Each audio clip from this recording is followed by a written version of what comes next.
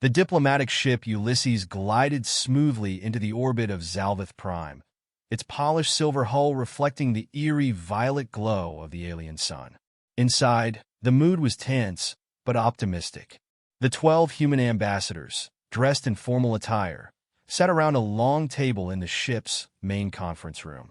"All right, team," Ambassador Jonas Calloway said, tapping a hand on the table. "Let's keep it simple. Shake hands, smile, and don't call them tentacle-faced bastards, no matter how much you want to." A few chuckles rippled through the room. Beside him, Dr. Elaine Carter, xenobiologist extraordinaire and part-time sarcasm machine, smirked. "I'll do my best, but I make no promises if they start hissing at me." Jonas sighed. "Just diplomacy first, okay?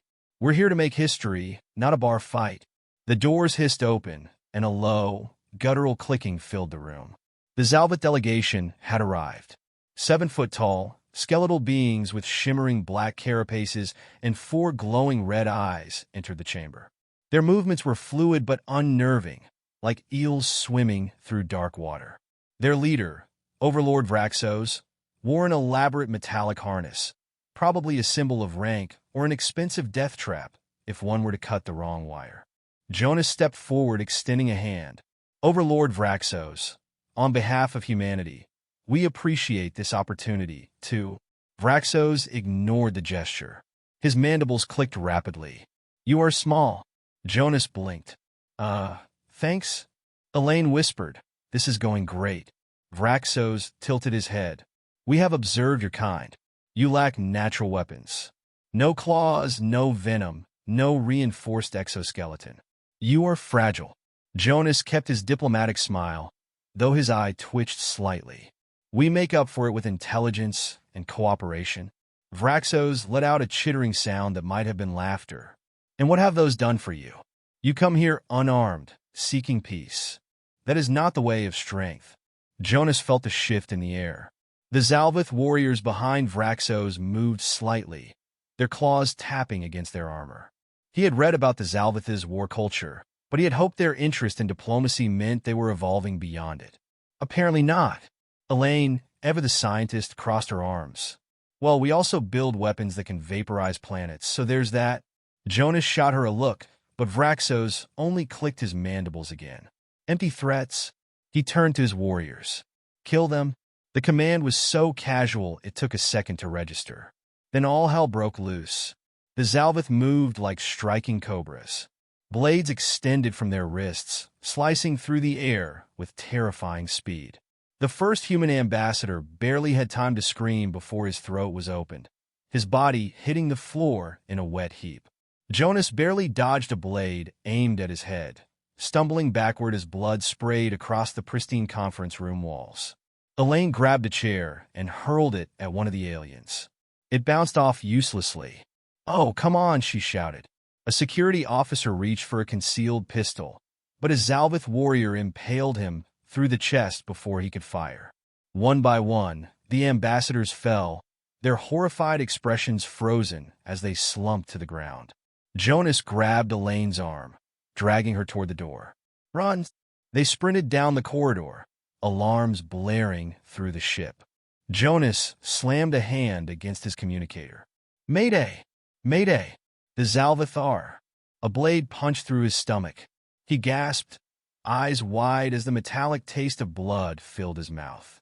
He looked down to see the Zalvith warrior behind him, its blade embedded deep. Elaine screamed, lunging at the creature with a scalpel she had somehow produced. The warrior backhanded her, sending her crashing against the wall. Jonas coughed, vision swimming. His legs gave out, and he collapsed onto the cold metal floor. Around him, the ship's lights flickered, casting long shadows of the massacre. As the world blurred, he barely heard Vraxos' final words. "A weak species. You are not worth the effort." Then nothing. The transmission reached Earth 17 hours later. The footage, grainy but undeniable, played across every screen. The last desperate moments of the human delegation, the cold efficiency of the slaughter. The way the Zalvith had simply walked away, leaving their bodies like discarded trash. In that moment, humanity changed. The president of the United Earth Federation stood before the gathered leaders of every nation. Her face was carved from stone, her voice steel. They think we are weak. A long silence. They will learn otherwise. Across Earth and her colonies, factories roared to life. Shipyards glowed with the forge light of war. The United Earth Defense Fleet, once a mere precaution, became a hammer poised to strike. And somewhere, deep in the void, the first wave of humanity's wrath set course for Zalvith Prime. They had taken 12 lives. Humanity would take millions. The war machine had begun to turn. Across Earth and its colonies, the hum of industry became a deafening roar. Shipyards, once dedicated to peaceful exploration, now churned out warships in assembly line precision. Weapons factories worked around the clock, spitting out munitions in quantities that would have made past generals weep with joy or terror. Politicians, once bitter rivals, now shook hands with grim determination. Humanity was unified by a singular, burning purpose: vengeance. Admiral Grant Holloway stood on the bridge of the UEDF Warspite, Earth's newest battleship, watching as the fleet formations updated on his tactical display. His uniform was immaculate, his expression anything but. He rubbed his temples and exhaled sharply as a new report scrolled across his screen. "Let me get this straight," he muttered. "We're deploying how many ships?" His tactical officer, Commander Evelyn Park, didn't even look up from her datapad. 300, not counting support vessels. Grant blinked. 300? He paused, doing the math in his head. "That's a hell of a lot of ships." Evelyn shrugged. "That's the general idea, sir. The Zalvith wanted a fight. We're making sure they regret it." Grant couldn't argue with that.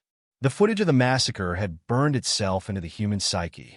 Billboards, propaganda reels, and recruitment ads all displayed the same image. 12 caskets draped in the flags of their home nations, and the words "never again" stamped across the bottom. The response had been overwhelming. Volunteers flooded military recruitment centers. Engineers worked until they collapsed, and weapons researchers set new records in creative destruction. The Zalvith had made a mistake. A colossal, species-ending mistake. The Warspite, as communications officer, turned in his chair. "Sir, we've got a diplomatic message from the Zalvith." Grant raised an eyebrow. "Well, this ought to be good. Put it through." A hologram flickered to life, revealing a Zalvith official wearing some ridiculous combination of armor and ceremonial robes. The alien's mandibles twitched, betraying an emotion that looked suspiciously like nervousness.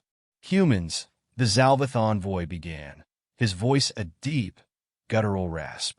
"We acknowledge the unfortunate incident that occurred between our peoples." Grant's lips twitched. Unfortunate incident. That was a fascinating way to describe the brutal execution of unarmed diplomats. The envoy continued. "In the interest of maintaining interstellar stability, the Zalvith Empire is willing to offer compensation for the loss of your citizens. We believe—" "No," Grant said flatly. The envoy hesitated. "I beg your pardon?" "No," Grant repeated, crossing his arms. "See, normally, when someone butchers our people, we don't ask for compensation.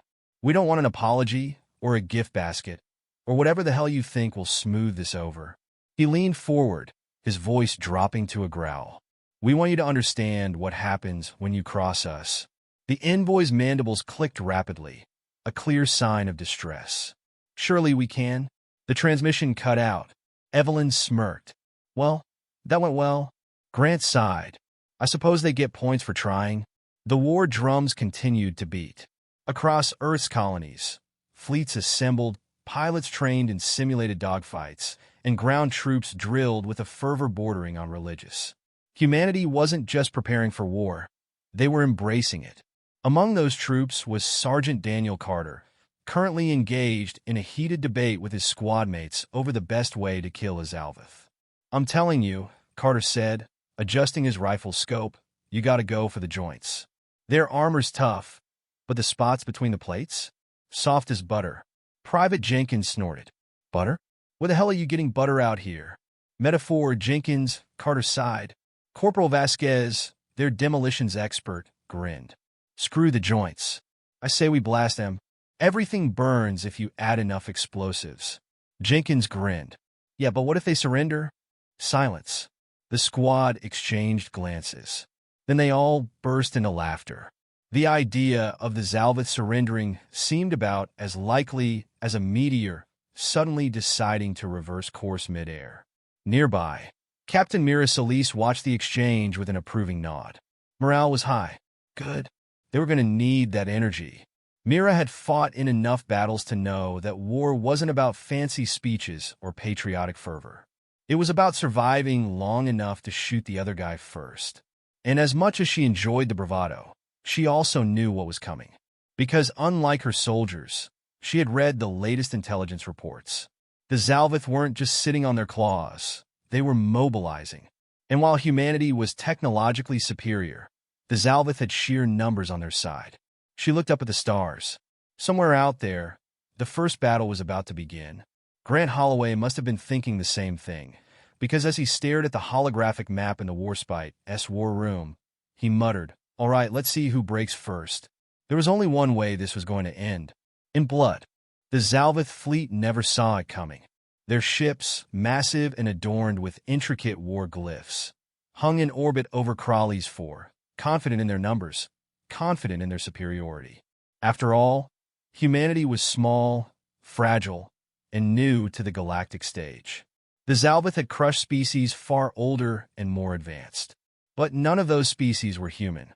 The UEDF Warspite led the assault, emerging from the void like an avenging specter, its polished hull glinting against the dying light of Crawley's sun. Hundreds of human warships followed in its wake, their weapon systems already locking onto targets. On the bridge, Admiral Grant Holloway watched the sensor feed with the calm detachment of a man who had already made his peace with what was about to happen. "Are they reacting?" he asked. Commander Evelyn Park studied her screen. "Slowly. I think they're still trying to figure out if we're insane or just suicidal." Grant smirked. "They'll have their answer soon enough. Fire at will." The Warspite's main railguns discharged with a thunderous roar, launching projectiles at velocities that defied comprehension. Kinetic slugs the size of city buses slammed into the first Zalvith battleship, punching through its shields like wet paper. Secondary explosions rippled across its hull before the entire vessel split in half, debris scattering into the void. And that was just the opening shot. The rest of the fleet followed suit, a symphony of destruction orchestrated by the most vengeful species in the galaxy. Missiles screamed across the battlefield, guided by AI targeting systems that never missed. Laser cannons carved through enemy formations, leaving trails of molten wreckage in their wake. Humanity had not come to play. They had come to exterminate. The Zalvith finally snapped out of their shock, returning fire with a desperate fury. Emerald beams of energy lanced across space, hammering against human shields. Some ships took damage. Some were lost. But the difference between the two forces became clear in moments. The Zalvith fought with brute force, relying on outdated doctrines of overwhelming numbers and raw aggression. Humanity fought with precision. On the bridge of the Zalvith dreadnought Kroshvar, Overlord Vraxos watched the slaughter unfold with growing horror. It wasn't just that the humans were winning, it was how they were winning. Their formations were tight, disciplined. Their attacks were coordinated, ruthless. There was no hesitation, no mercy. The humans fought as if the destruction of the Zalvith species was not just their mission, but their purpose. Vraxos turned to his second-in-command, his voice clicking with urgency. "Withdraw the fleet. We must regroup." His officer hesitated. "Overlord, that would be now." Vraxos roared. But there was nowhere to go. The moment the Zalvith ships tried to retreat, they ran straight into the second human fleet that had been waiting in ambush. Plasma torpedoes streaked through space, detonating inside the enemy formations, turning proud warships into nothing but expanding clouds of fire and metal. Inside a UEDF dropship, Sergeant Daniel Carter grinned as he checked his rifle. "All right, boys and girls, we're up." The troop bay was filled with the sound of soldiers preparing for battle, locking magazines into place, securing combat helmets, whispering last-minute prayers or profanities. Across from Carter, Corporal Vasquez smacked Jenkins on the shoulder. "You ready to get some payback?" she asked. Jenkins swallowed. "I was ready before they killed our diplomats. Now I just want to see what their blood looks like." Carter chuckled. "You're about to find out." The drop bay doors hissed open, revealing the battle-scarred surface of Crawley's for below. Explosions painted the landscape, human artillery reducing Zalvith defenses to rubble. Anti-air fire streaked toward them, but the dropship's countermeasures intercepted most of it. 3 seconds, the pilot called. Carter felt the familiar lurch as the ship came to a halt just above the ground. The moment the ramp lowered, his squad charged out, boots hitting dirt. The battlefield was chaos. Zalvith warriors poured out of their bunkers, firing plasma rifles in rapid succession. Some roared battle cries. Others shrieked in a language that had no translation. But the humans didn't stop. They advanced with a terrifying efficiency, using cover, flanking, and cutting down the enemy with precise bursts of gunfire. Carter spotted a Zalvith officer barking orders and put a round through its skull. Jenkins took down 2 warriors with his rifle, then immediately ducked as a plasma bolt nearly took off his head. Vasquez, true to form, lobbed a grenade into a bunker. The explosion sent alien limbs flying. "Clear the compound," Carter shouted. "Push forward." They did. They kept doing it over and over through trenches, bunkers, city streets. The Zalvith fought, but for every human that fell, 10 of them died. Some tried to surrender. The humans didn't take prisoners. Hours later, as the sun dipped below the horizon, Carter stood amidst the ruins of what had once been a Zalvith command center. Blood, human and alien, stained the ground. Fires crackled in the distance. Mira Solis, her armor dented and scorched, walked up beside him. "It's over," she said. Carter surveyed the battlefield. He could still hear the distant echoes of dying Zalvith. Not yet.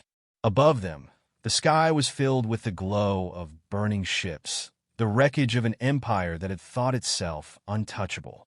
Grant Holloway, watching the battle's aftermath from the bridge of the Warspite, leaned forward and muttered, "We're just getting started." The Zalvith homeworld burned. It hadn't been part of the original plan. Not officially anyway, but plans had a way of evolving when enough blood was spilled. Admiral Grant Holloway stood on the bridge of the Warspite, arms crossed, watching as waves of firestorms spread across Zalvith Prime's surface. The planetary defense grid had crumbled hours ago, its once impenetrable bastions reduced to smoldering craters. The Zalvith fleet was gone, shattered, scattered, or reduced to floating wreckage. And now, with nothing left to stop them, humanity had come knocking on the enemy's front door with a battering ram the size of a moon. "Status?" he asked. Commander Evelyn Park didn't even look up from her console. "Orbital bombardment is proceeding as planned. Surface resistance is minimal. Whatever forces they have left are too busy trying not to die in the firestorms." Grant exhaled slowly. "Casualties? On our side? Less than expected." She smirked. "On theirs? Well, it's not looking great for the home team." Grant allowed himself a brief nod. This was what the Zalvith had brought upon themselves. They had laughed at humanity's so-called fragility. Now, their cities were turning to ash, their proud warriors were screaming in terror, and their great empire, so ancient, so invincible, was crumbling in real time. Still, something gnawed at him. This was too easy. He turned to his comms officer. "Any word from the Zalvith leadership? Any sign of surrender?" The young lieutenant hesitated. "No, sir. No transmissions. No requests for negotiation. Nothing." That was troubling. Surrender was the logical move. When a species found itself on the brink of annihilation, it usually had the good sense to beg for mercy. And yet, the Zalvith remained silent. Grant didn't like it. "Continue bombardment," he ordered, "but tell all ground forces to stay sharp. I don't trust this. Hashtag, hashtag, hashtag." On the surface, Sergeant Daniel Carter kicked open the doors to what had once been a Zalvith command bunker. Smoke and the stench of burnt flesh filled the air, the walls scorched from recent explosions. Inside, the last remnants of the Zalvith High Command huddled in the dark, their sleek black exoskeletons glistening under flickering emergency lights. Some were armed, gripping plasma rifles with shaking claws. Others simply stood, mandibles clicking in silent horror as the humans stormed in. Carter leveled his rifle at the largest one, some kind of high-ranking officer, judging by the ridiculous golden plating on his armor. "All right, bug breath. Let's talk." The Zalvith officer let out a sharp, guttural noise. "You have no honor." Carter snorted. "You say that like it's supposed to hurt my feelings?" He gestured to his squad. "Secure the room. No one gets any funny ideas." Vasquez and Jenkins fanned out, covering the exits while other soldiers swept the room. The Zalvith officer watched in furious silence, his claws twitching. "We will not beg," he spat. "Good," Carter said, "because I wasn't planning on offering mercy." He stepped closer, towering over the alien. "You started this. You butchered our people. And now your entire species is paying the price." The officer's mandibles quivered, but he remained defiant. "We are warriors. We die as warriors." Carter rolled his eyes. "Yes, see, that's your problem. You still think this is a war. This stopped being a war the second you slaughtered unarmed diplomats. What's happening now? This is just pest control?" The officer lunged. Fast. Faster than Carter expected. But not fast enough. Before the Zalvith's claws could even get close, Carter squeezed the trigger. A single round punched through the alien's forehead, splattering violet ichor across the bunker wall. The body twitched once before collapsing. The remaining Zalvith froze. Carter exhaled. "Anyone else feeling real brave?" Silence. "That's what I thought." He turned to his squad. "Clear him out. We're done here." Jenkins hesitated. Done here as in?" "As in, wipe out the whole damn bunker," Carter said. "No survivors." No one questioned him. Minutes later, the bunker was nothing but rubble. Hashtag. Back in orbit, the final phase of the campaign began. Grant Holloway gave the order. The kind of order that would be studied in history books for centuries, debated by scholars, whispered about in dark corners of the galaxy. Deploy the Hellfire. The Warspite's launch bays rumbled as the payloads were released.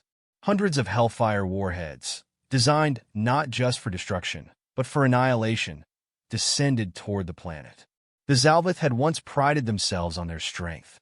They had carved their empire through fire and blood. Now humanity gave them a lesson in true fire. The first impact turned a continent into a molten wasteland. The second split a mountain range in half.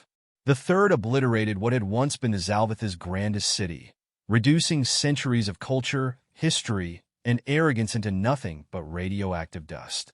Across the bridge, Evelyn watched the destruction unfold. "I don't think there's going to be anything left of them after this." Grant remained silent for a long moment, watching as the planet below became unrecognizable. Then, with a voice devoid of satisfaction or regret, he muttered, "Good." Zalvith Prime had been the beating heart of their empire. Now it was just another dead rock in space. There were no more Zalvith transmissions, no desperate pleas, no cries for help, because there was no one left to make them. The last remnants of the Zalvith fleet were scattered across the black void, nothing more than drifting debris. The campaign had ended in the kind of total victory humanity had only dared to dream of in the darkest corners of strategy rooms. Admiral Grant Holloway stood on the Warspite's bridge, his hands clasped behind his back, staring at the silent, shattered landscape of Zalvith Prime through the viewscreen. It was an odd feeling, this victory. On one hand, the job had been done. Humanity had avenged its dead, eliminated a threat, and sent a message that would echo across the galaxy. On the other, there was something hollow about it. The Zalvith hadn't put up much of a fight in the end. "How long until we're clear?" Grant asked, his voice low. "Another 20 minutes for the fleet to secure the perimeter," Evelyn Park replied, never taking her eyes off her station. "Then it's just a matter of cleaning up the last pockets of resistance." "Shouldn't take long." Grant nodded. He wasn't sure what he was expecting. Something grand, perhaps. A triumphant speech. A moment of reflection. The kind of thing history would remember. But all he felt was a weight on his chest. He had led humanity to victory, but at what cost? The door to the bridge opened with a hiss, and Sergeant Daniel Carter stepped in, covered in ash and the unmistakable smell of burnt Zalvith flesh. His squad trailed behind him, looking as if they'd just walked out of a battlefield nightmare. Carter caught Grant's eye and smirked. "Sir, we've cleaned up the last of the stragglers down there. I'd say the Zalvith won't be bothering us anymore." Grant gave a brief nod. "Good work, Sergeant. Any survivors?" "None," Carter said. "The last of them tried to put up a fight, but it wasn't much of one. I think we've killed just about every last one of them." The words hung in the air, and for the first time since the invasion began, a shroud of silence settled over the bridge. Evelyn, usually quick to fill any moment of quiet with a snarky comment, was silent. Even the comms officer, who normally couldn't stop blabbering, was too subdued to say a word. Grant turned away from the view screen and faced Carter. "How's the ground crew holding up?" "Same as us, sir," Carter replied. "Tired, a little beat up, but we're good. The boys are ready to drink themselves into a coma. Hell, some of them are talking about a victory parade." "A parade, huh?" Grant muttered, more to himself than anyone else. He glanced at the tactical display, which showed the scattered remnants of Zalvith installations still burning below. It looked like a war zone, and for all intents and purposes it was. "Yeah," Carter continued, "something to show the Zalvith who's boss. Maybe give a little speech. Maybe." He trailed off as he looked at Grant, eyes narrowing. "What's bothering you, sir?" Grant exhaled through his nose. "I don't know. I thought I'd feel something different after this. I figured there'd be more satisfaction in winning. But all I see is a dead planet, and I just feel," he paused, trying to put it into words. "Empty." Carter chuckled softly. "Oh, sir, I get it. If I'm being honest, I don't feel like partying either. But we got the job done. We paid him back for what they did, and now we can move on." Grant met his gaze, feeling the weight of Carter's words sink in. "I guess that's true. You're thinking too much about it," Carter said. "Hell, sir, I'm still trying to get the smell of burnt Zalvith out of my nose. If we had time for a drink, that'd make everything better. But until then," he motioned toward the door. "We can keep it moving." Grant chuckled, despite himself. "Always the optimist, Sergeant." Carter grinned. "Somebody's got to be. Besides, you know how this goes. We win, we clean up, and then we move on to the next thing. Might be another fight. Might not. Either way, I'm pretty damn sure we're not done." Grant's eyes narrowed as he considered that. "You think the Zalvith are the last threat?" Carter raised an eyebrow. "What, you expect the universe to give us a break?" "Hell no. But if we've learned anything, it's that humanity's tougher than anyone thought. We don't just take a punch and fall over. We fight back." The words struck home. The galaxy had underestimated humanity once before. It wouldn't make that mistake again. And that was something Grant could take pride in. "All right, Sergeant," Grant said, his voice firming with resolve. "Tell the fleet to start preparing for the journey home. We've done what we came to do. Now it's time to make sure nothing like this ever happens again." Carter saluted and turned to leave, but paused just before the door. He glanced back over his shoulder. Sir, the guys back on Earth are going to want to throw one hell of a party after this. Maybe even bigger than the one we had after the first contact mission." Grant smiled wryly. "I'm sure they'll get around to it. But we'll need to make sure no one drinks too much. Last thing we need is to have a parade end in a bar fight." Carter laughed. "I'll make sure they behave. Just tell me when the fun begins."